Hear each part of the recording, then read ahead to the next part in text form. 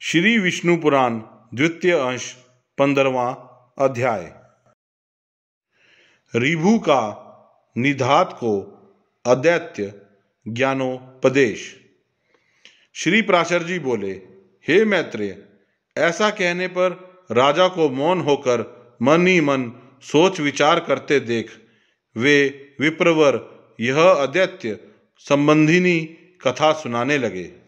ब्राह्मण बोले, हे राज शार्दुल, पूर्व काल में महर्षि ऋभु ने महात्मा निधात को उपदेश करते हुए जो कुछ कहा था वह सुनो। हे भूपते, परमेष्ठी श्री ब्रह्मा जी का ऋभु नामक एक पुत्र था। वह स्वभाव से ही परमार्थ तत्व को जानने वाला था। पूर्व काल में महर्षि पुलस्त्य का पुत्र निधात उन ऋभु का शिष्य था। उसे उन्होंने अति प्रसन्न होकर संपूर्ण तत्व ज्ञान का उपदेश दिया था। हे नरेश्वर, ऋभु ने देखा कि संपूर्ण शास्त्रों का ज्ञान होते हुए भी निधात की अदैत्य में निष्ठा नहीं है। उस समय देविका नंदी के तीर पर पुलस्त्य जी का बरसाया हुआ वीरनगर नामक एक अति रमणीक और समृद्धि संपन्न नगर था। हे पार्थिवोत्तम, रम्य उपवनों से सुशोभित उस पुर में पूर्व काल में ऋभु का शिष्य योगवेता निधात रहता था। महर्षि ऋभु अपने शिष्य निधात को देखने के लिए 1 सहस्र दिव्य वर्ष बीतने पर उस नगर में गए।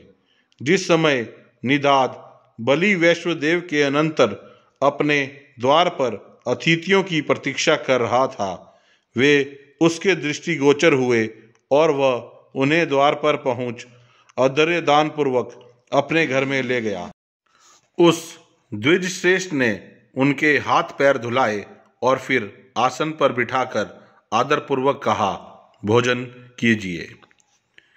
ऋभु बोले, हे विप्रवर, आपके यहाँ क्या क्या अन्न भोजन करना होगा यह बताइए, क्योंकि कुलसित अन्न में मेरी रुचि नहीं है। निधात ने कहा, हे द्विजश्रेष्ठ, मेरे घर में सत्तू, जौ की लपसी, कंदमूल फलादि तथा पुए बने हैं। आपको इनमें से जो कुछ रुचे वही भोजन कीजिए।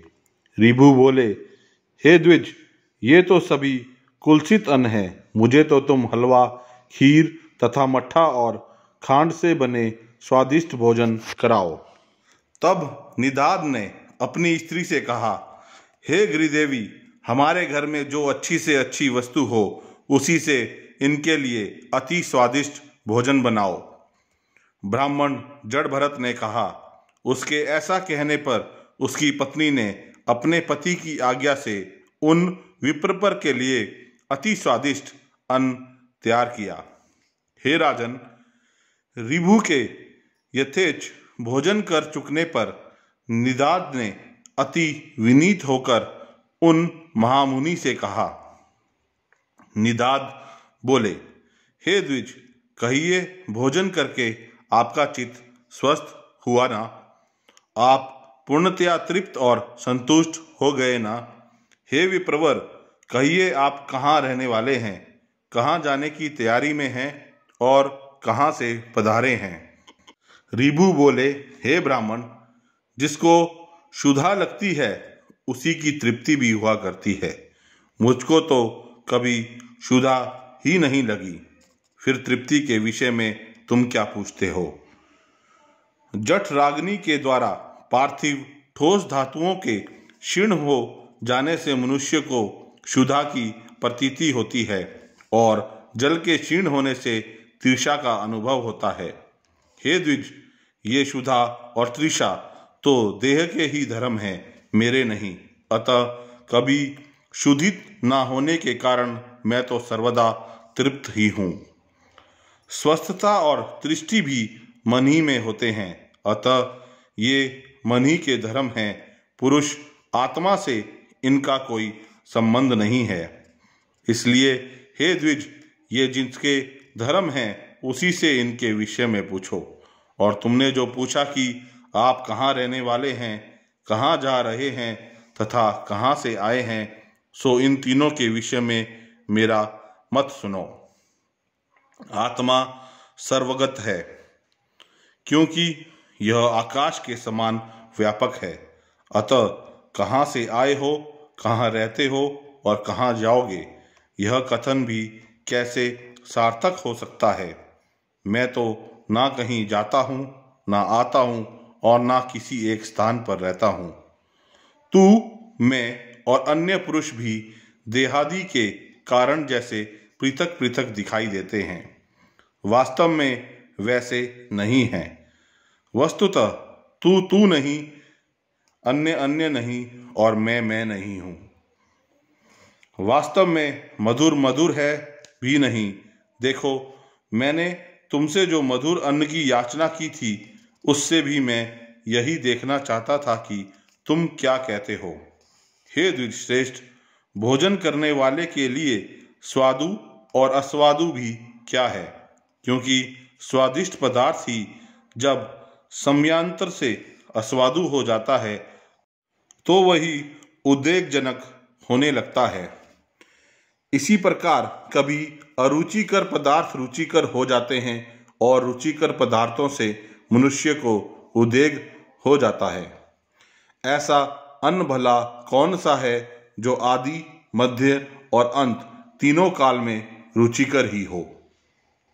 जिस प्रकार मिट्टी का घर मिट्टी से लिपने पोतने से दृढ़ होता है, उसी प्रकार यह पार्थिव देह पार्थिव अन्न के परमाणुओं से पुष्ट हो जाता है, जो गेहूं, मूंग, धृत, तेल, दूध, दही, गुड़ और फल आदि सभी पदार्थ पार्थिव परमाणु ही होते हैं।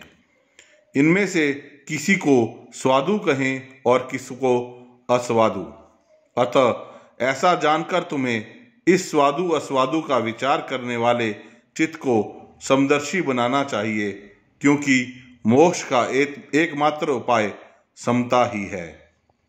ब्राह्मण बोले, हे राजन, उनके ऐसे परमार्थमय वचन सुनकर महाभाग निदाद ने उन्हें प्रणाम करके कहा, प्रभो, आप प्रसन्न होइए, कृपया बतलाइए, मेरे कल्याण की कामना से आए हुए आप कौन हैं।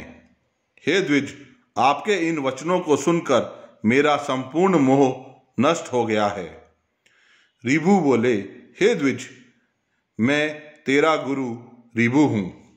तुझको सदी वेकिनी बुद्धि प्रदान करने के लिए मैं यहाँ आया हूँ। अब मैं जाता हूँ। जो कुछ परमार्थ है वह मैंने तुझसे कह ही दिया है। इस परमार्थ तत्व का विचार करते हुए तू इस संपूर्ण जगत को एक वासुदेव परमात्मा ही का स्वरूप जान। इसमें भेदभाव बिल्कुल नहीं है। ब्राह्मण बोले, तदनंतर निदाद ने बहुत अच्छा कह उन्हें प्रणाम किया और फिर उससे परम भक्तिपूर्वक पूजित हो ऋभु स्वेच्छानुसार चले गए। यह था श्री विष्णु पुराण के द्वितीय अंश का 15वां अध्याय।